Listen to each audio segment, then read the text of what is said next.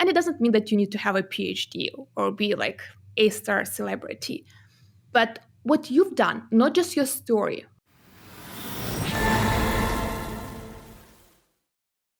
Welcome back to the show. We have a special treat for you today. One of the most elite coaches and TEDx speakers on the planet. Welcome to the show, Marina. Welcome, Marina.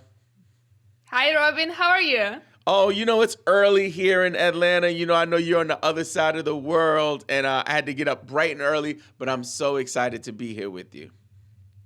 I can imagine how you can have so much energy at 5 a.m. in the morning. It's 6 p.m. on my side, and I'm right now in China.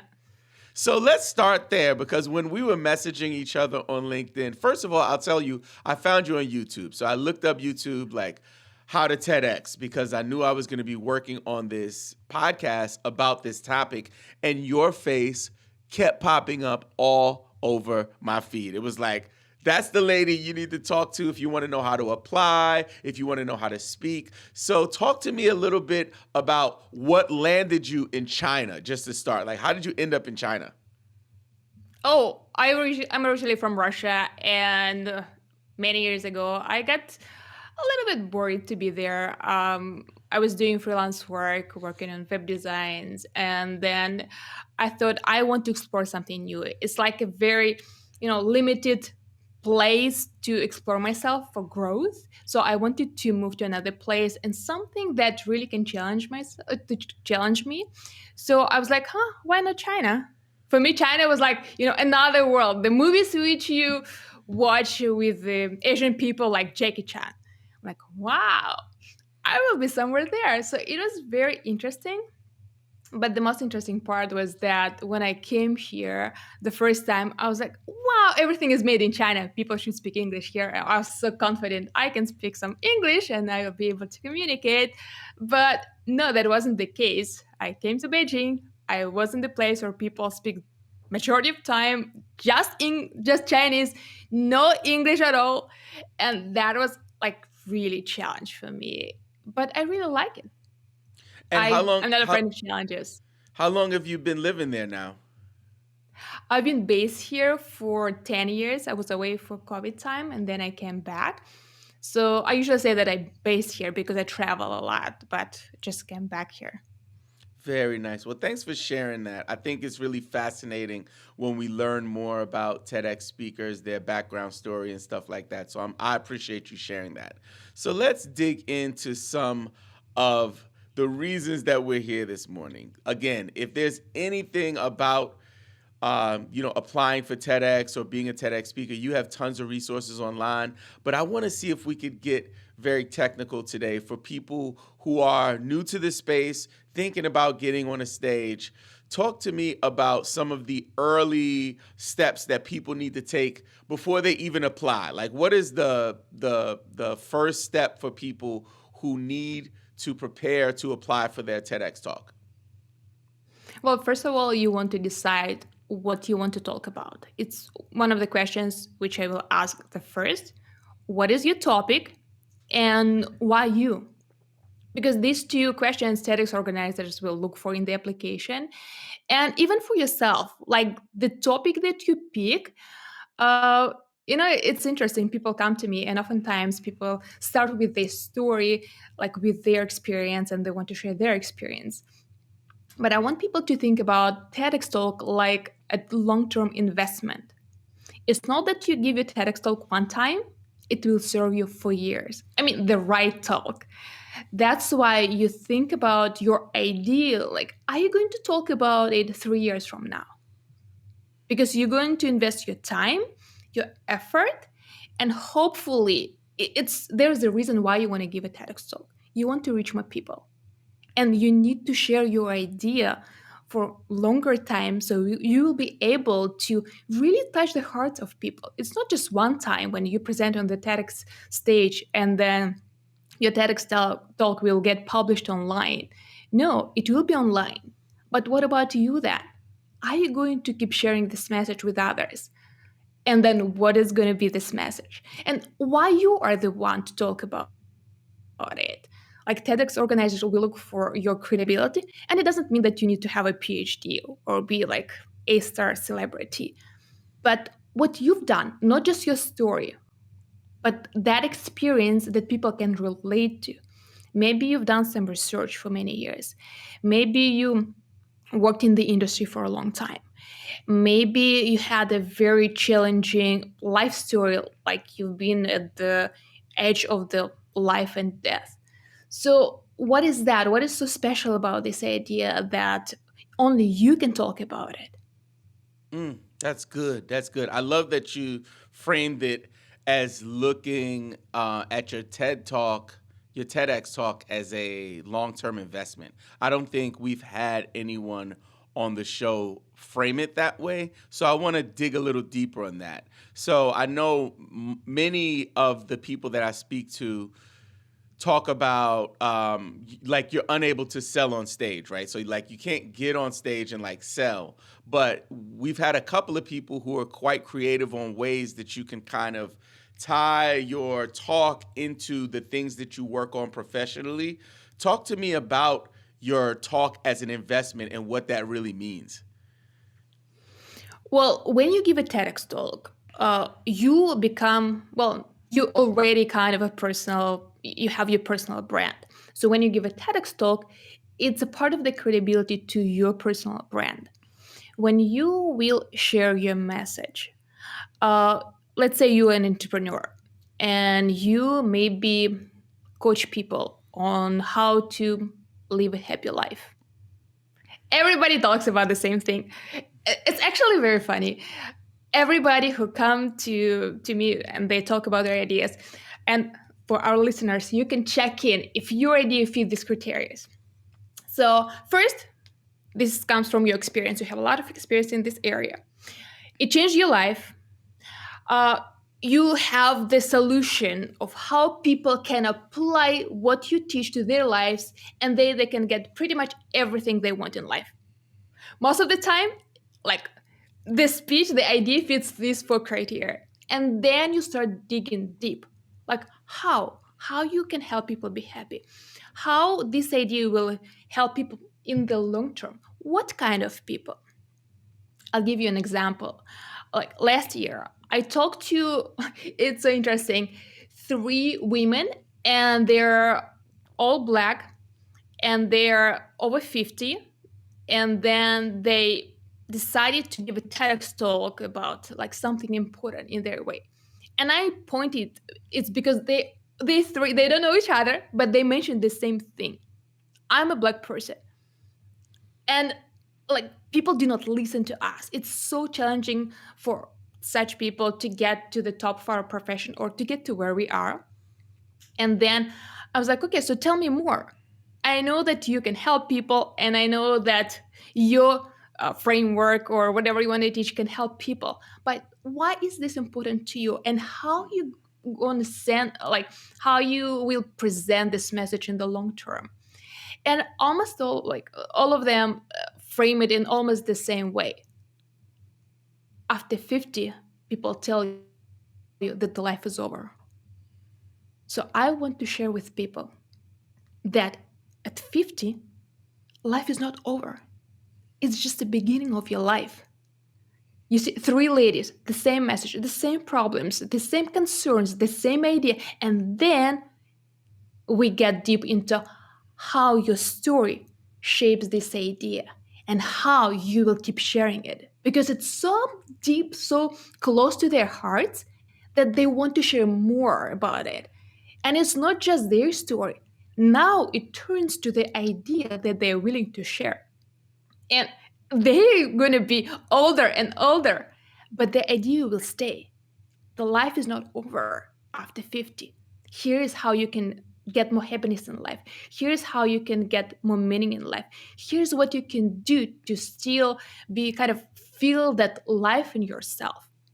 And for entrepreneurs, if you coach someone on how to be happy, how to be a better leader, or whatever it is, so what message are you going to keep sharing years from now? How else? And this is the short version of your message. So the TEDx talk is just 18 minutes. I suggest people to limit it to 15 minutes just in case you get a little bit over time. And then there's not so many things you can fit in 18 minutes, right? Or 15. And then you will share it in your coaching, in your workshops, in your books. This is your long term investment. So the TEDx talk is just the beginning, the core idea of what you'll share in everything else that you will do years from the moment that your TEDx talk is going to be published. Struggling to find time for social media? Unsure how to make it work for your brand? Do you feel like you're getting left behind? Guess what?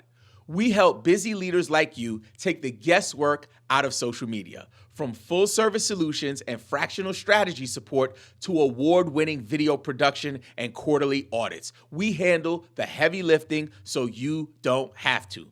Imagine having a social media presence that drives results without sacrificing your time or energy. We're only accepting a few clients this year, so don't wait. Visit bit.ly/Robin for hire to hop on a free call to see if we'd be a good fit for each other. Again, that's bit.ly/Robin for hire. Very nice, very nice. So let's talk a little bit more about the idea before we move on. So when you are connecting with your clients, what kind of exercises and what kind of things do you do to kind of bring the idea out of them, if you will? I know that, that's one of the struggles that many of our listeners have is like, okay, they don't have a coach. Maybe they can't afford a coach or they don't want to try to hire services. So they're doing it themselves and they're sitting there with a blank piece of paper thinking about like, what is my idea? Can you walk us through ways that you help people to get the idea out? Sure. And one of the first things which I tell people is the difference between a motivational talk and a TEDx talk. Because a lot of times people think about TEDx talk as a motivational or inspirational talk. And it's often based, they hear the story of the person who gave a TEDx talk, right?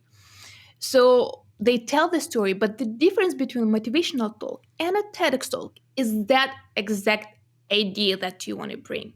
So when you think about your story, and it's really funny when I talk to people and I ask them, okay, so tell me what you want to talk about, what your TEDx talk is going to be about.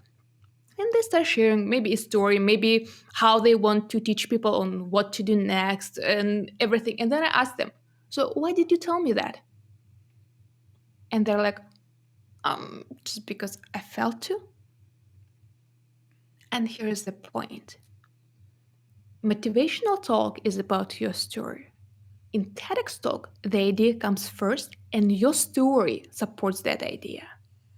The studies support the idea. Other case studies, you talk about like you cannot sell on stage, right? But you can share other people's story, maybe from your business, from your experience.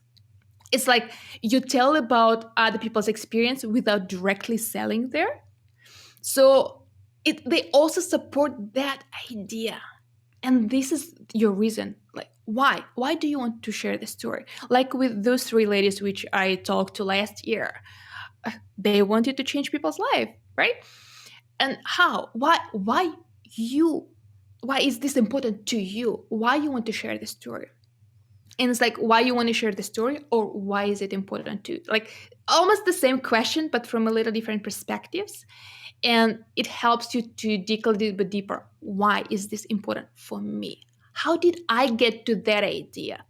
Usually it's, for example, there's your idea and you step few years back to where you did not feel comfortable or maybe you had some problems or struggles or desires, and now you reach to the top where you're willing to share your experience. You have this experience and you want to help people. So, where was that beginning for you? That's how you can find this idea, at least the beginning, and start discovering more like what you want to share based on that. Very nice, very nice. So now we have an idea now. Let's say we've already like put it together. We feel real confident in the idea. What tips or suggestions do you have now that I'm writing my script? So now I'm in the process of writing my script. I'm writing my manuscript for what I'm going to submit to the TEDx organizers. What recommendations do you have for any, best practices or maybe any tips that you can offer for actually writing the script?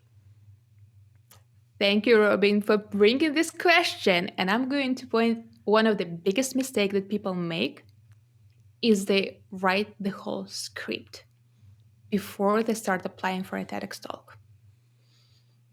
Don't do it. The thing about TEDx events is every event, the majority of the events, they have their theme.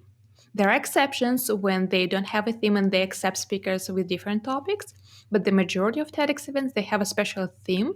And what you need to do, you need to have a draft of your speech, not the final speech. And please do not memorize it before you apply and get accepted for a TEDx talk, because it's just a waste of time and your energy, and then it will make you confused when you will actually finalize your TEDx talk. So what you need to do, once you find your not even the core idea. At this point, you may not know exactly the final idea, the final phrase that you want to share with people. But the overall concept of your TEDx talk and the kind of idea that you want to share, and you will polish after you get accepted for a TEDx talk. So you need to write a TEDx talk draft. So you decided, okay, so here's the topic that I want to talk about, and I think about it in long term. So I'm going to speak about this probably in the future too. And just get every idea out of your head. Write everything. Once you have it written, and please write it. Do not think, sometimes people come, oh, I'm a professional speaker, I'm a good storyteller. Write it down. You can be a professional speaker.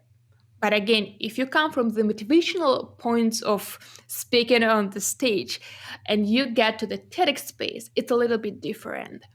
So write your TEDx draft, write everything, and then you start formulating your idea like based on the draft. You have the concept. Probably I want to talk about how people will change their lives. That's not the idea. Right away, if this is your idea, no. Please do not apply it with this one, because more likely you'll get rejected. A lot of people do the same thing. You want to change people's life. How? What was the problem? Your draft, your TEDx talk will more like, successful TEDx talks, they either craft it around the problem or desire, something that you can improve. There are some talks which are based on, for example, they present new technologies, but the majority of speakers, like entrepreneurs or coaches or authors, they come from the experience either based on the problem or desire, or some to improve something or to learn something new. So what is that? What is that beginning? What is that problem? What is that desire that people have? Think back. You, few years from now, you had this desire, when you had this problem, and then you lead people to your core idea and solution. What people do, they come with the solution right away. Oh, I have 5 steps on how to be more happy. Nah, no way. Think about it like when you probably have friends who smoke. If you come to them and give them the solution, you just need to quit smoking. What are they gonna do? Go away from me. No. It's just, I've heard it so many times. I don't want to hear it anymore. The same with the TEDx talk.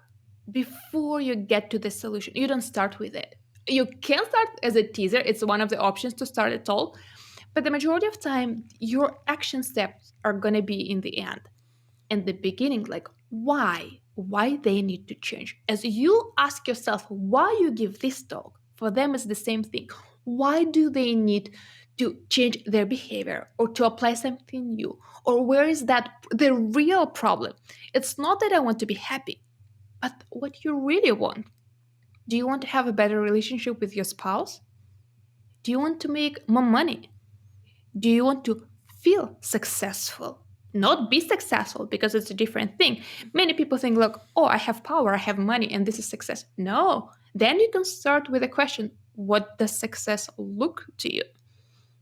And then you get to the point how to be successful if that's your core idea. Very, very nice, Marina. I love the way you framed that one. Oh, that was good. So we're getting tons of value here. I hope y'all writing this down. I hope you guys are like jotting these notes down because this is super, super valuable. So we have our idea.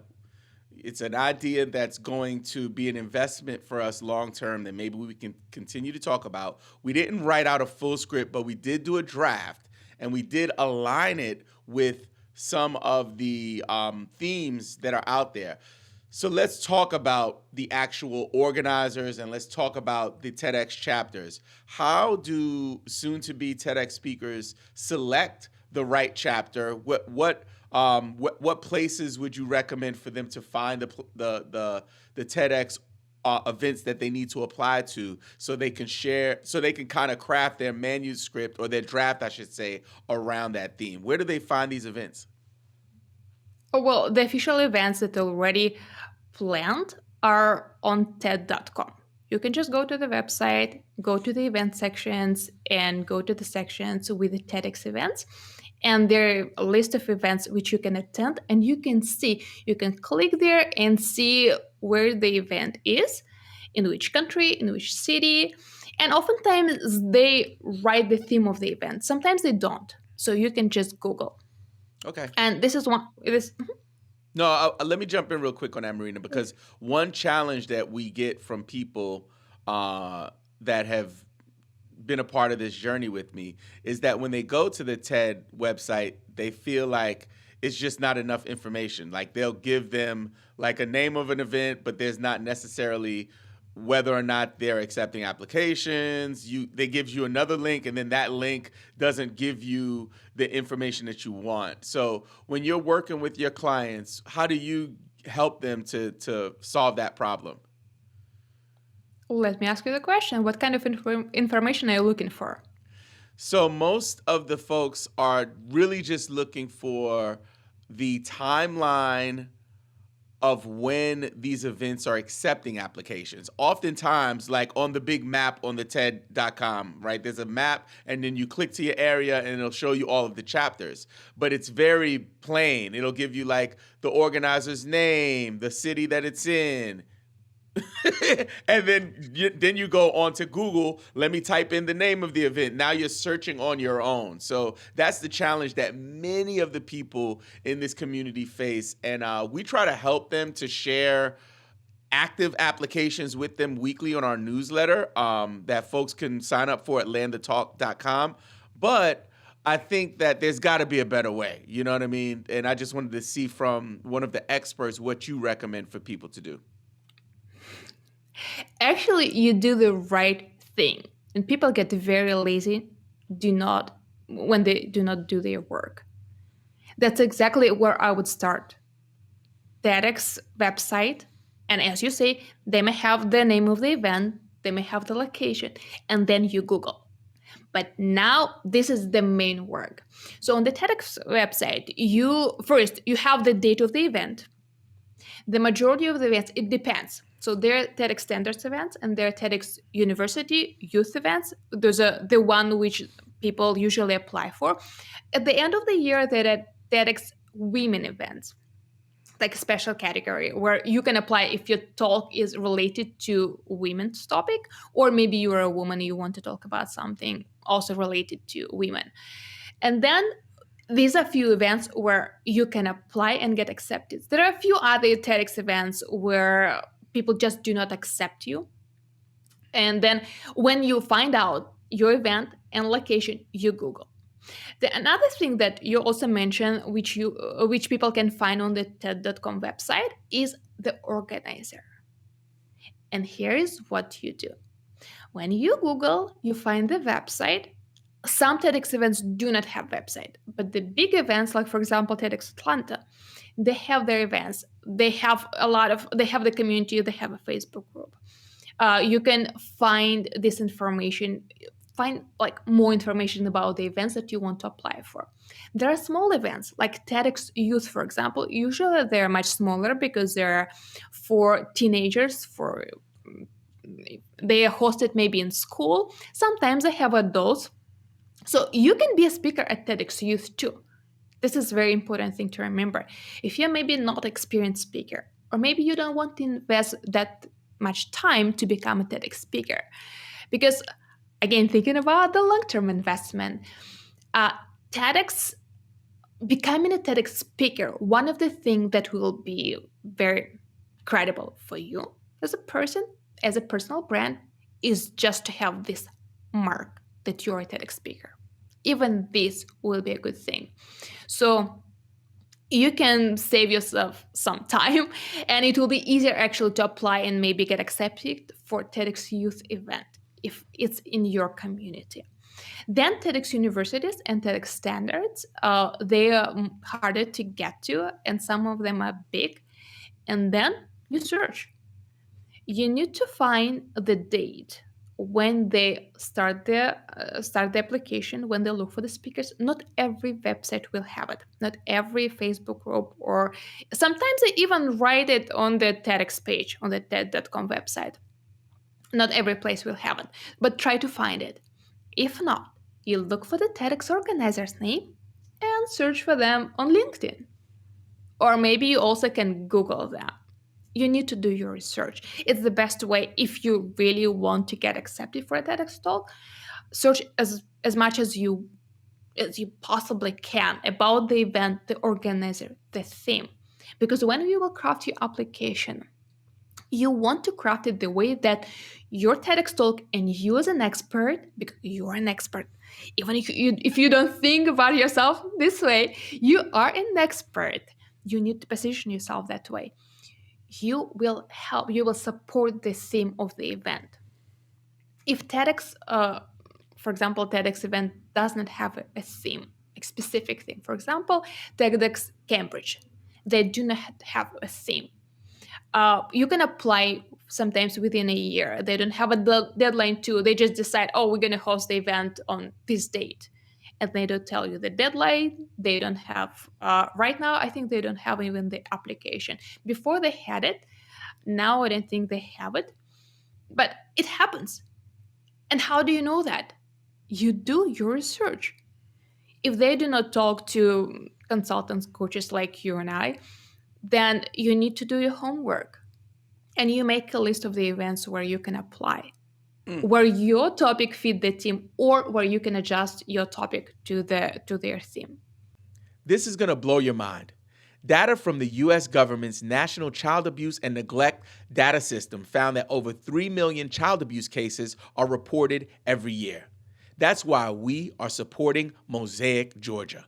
MOSAIC provides support to children, youth, and adult victims of sexualized violence in all forms. They provide free, confidential support and services to victims, families, and survivors of sexual abuse and assault. Legal, medical, and counseling, they provide it all under one roof. But they can't do it without support from people like you. Visit bit.ly/donate to MOSAIC today and make a donation. Your generosity can save a child's life.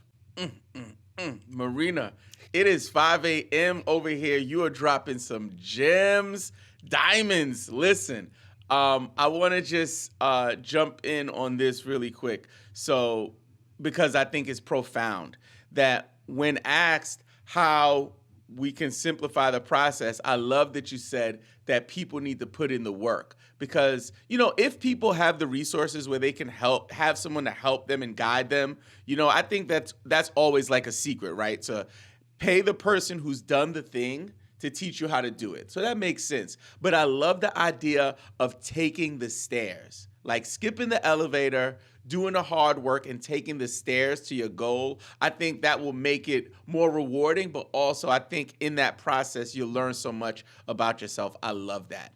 One more question. I want to make sure I get this in because this is something that comes up a lot for people who are new to the TED and TEDx space. They want to know the difference between TED and TEDx. And I don't think I've had any of our guests really dive into this. And I believe you have a video about this. So this is a topic that you're comfortable with. Talk to me quickly about the differences or the difference between a TED and a TEDx event and where speakers should be trying to apply or get on stage for. It's very easy. Such an easy question. I'll try to be short on this. So the TED is the main company. A lot of people get confused between TED and a TEDx event, and they think the TEDx event is a TED talk. It's not. The official TED event, the TED conference, is held usually in April in Vancouver, Canada. Then also TED organization, the main company, have few more events during the year. Like TED Women is held at the end of the year. That's why if you apply for the TEDx Women category, it's usually also at the end of the year around the official TED event. So the TED event is the huge conference. The tickets are from $5,000 and up. $5,000 is if you've never been there and you apply and you get a special price. Usually it's like $10,000 and up just to attend the event. Now, for you as a speaker, you can apply for both. You can apply for TED event and TEDx event. For TED event, they look for speakers also at any time. But the thing is, if you don't have the experience, I would still suggest you start with the TEDx events. The TEDx events is the smaller events with the TED concept. So what happened? When TED organizers started hosting these events, regular people say that we want to learn more. We also want to watch them. We want to have these ideas in our communities. So they started giving the license, the TEDx license for smaller local events where it can be anywhere in the world. It can be in any country, and pretty much anyone can get this license and host the TEDx event in your hometown if you're listening to it. By the way, this is one of the secrets. If you want to become a TEDx speaker and if it's somewhere far away from your city, find a person, organization who can organize a TEDx event. They can get a license and maybe you can become a speaker there. Mm, It's an option. yep. So and the difference, another difference, big difference between a TED and a TEDx event is the TED event is huge. There are a lot of people. TEDx events are usually limited by 100 people with some exceptions. So the TEDx organizers who went to official TED event, they can have a special license and host more than 100 people. When people think, oh, I'm going to give a TEDx talk and a lot of people will see me, that's not really the case. Oftentimes there will be 100 people, maybe some extra stuff here and there, but not that much. And the effect of the TEDx talk will be when it gets published online, the main effect. So it's not for the audience. This is a very important thing. You craft your TEDx talk not for the audience who will be like in the auditorium where you will actually perform, but for those who will watch your TEDx talk. And then if you apply for the TED event, of course, the competition there is much higher if you will apply, for example, for a TEDx event. Good stuff. Good stuff. Well, this has been all very valuable, Marina, but I feel like we could probably spend hours talking about this stuff. So before we get out of here, talk to that person who's listening right now. They've never applied, and maybe they're having some doubts whether or not they should apply. Talk to them about how this could change their life.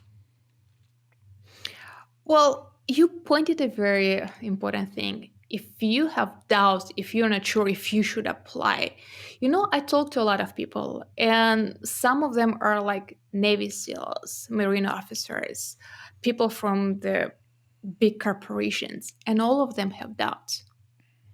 And when you look at them, like, you doubt yourself that you can share something?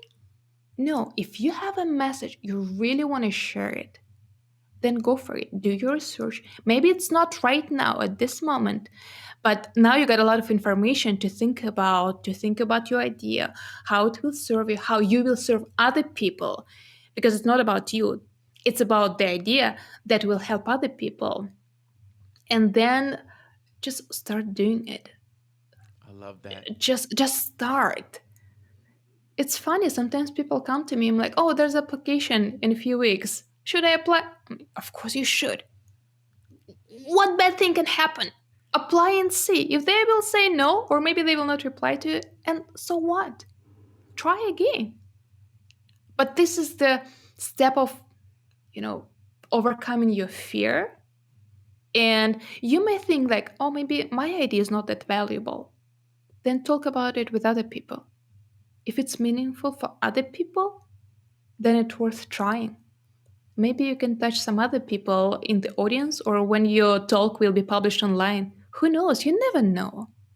But you'll never know until you try. That is great. Well, listen, Marina, if folks want to get in contact with you or test out or try out your service to see if you're a good fit, how can they find you? Well, you can go to marinabarayeva.com. That's my website. But the best thing you can do, and it will give you just step by step roadmap of what to prepare, how to prepare, the necessary thing that you need to prepare for your application, and what to do after you get accepted, is you can go to marinabarayeva.com/TEDx guide. You can fill your name there, your email, and you'll get a guide that will lead you through that. And I also send you more tips on how you can become a TEDx speaker, how to craft your talk, and everything that will support your journey. Awesome. And we'll have all of those links for you folks in the description and show notes of the episode. Marina, this has been super fun. I hope that I can have you on for season 2. Would you come back to the show? Absolutely. We'd love Let to me know have you. when. We'd love to have you. Well, we'll see you next time. Thank you so much. Thank you so much.